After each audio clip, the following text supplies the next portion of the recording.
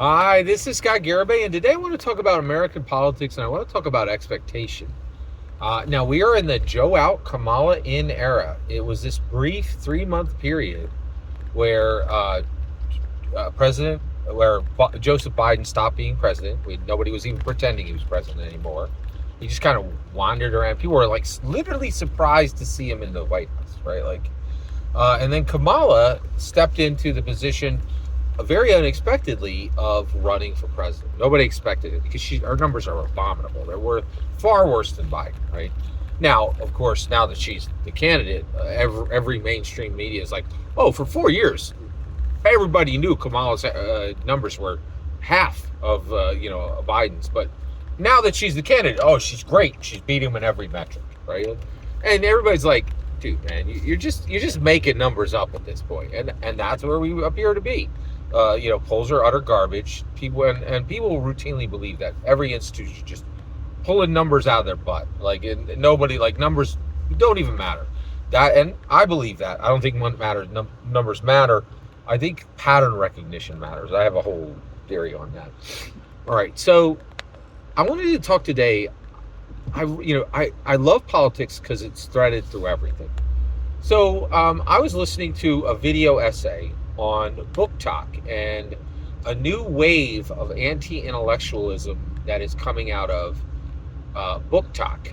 That's TikTok with people who love books, and a really strong, persistent wave of anti-intellectualism.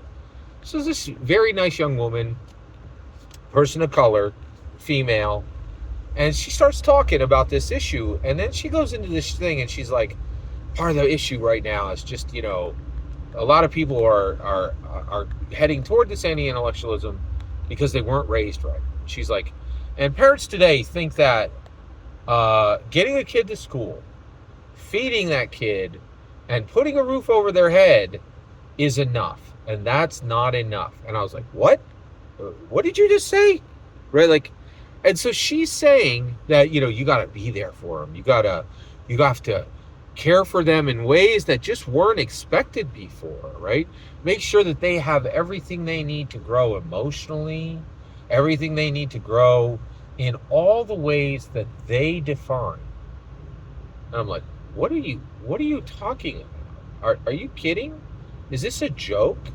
Right? And I couldn't believe what I was hearing. Right? It was absolutely astounding, right? And just really bizarre talk, right? And I'm like, wait a second. If you're a parent today and you are getting your kids to school and you are getting them fed and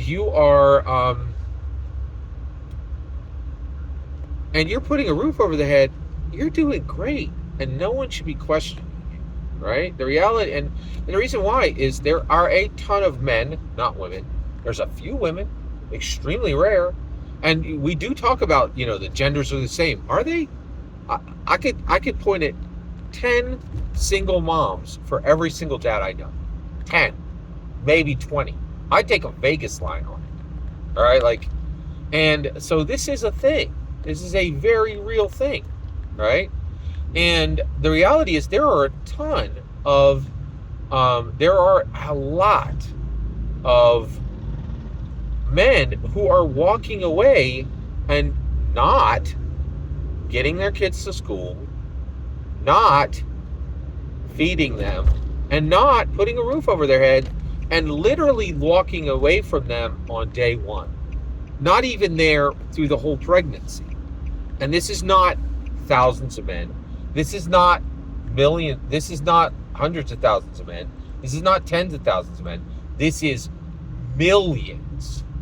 Millions of men walking away from their responsibility. So I was just appalled that somebody would say, hey, if you're just, getting your kid to school, putting food in their mouth and putting a roof over their head, you're not doing enough. That is outrageous. And with as hard a world as Harris has built, this terrible world of rising inflation, rising crime, and rising war, to come at parents who are doing all the right things, it is abominable and unconscionable.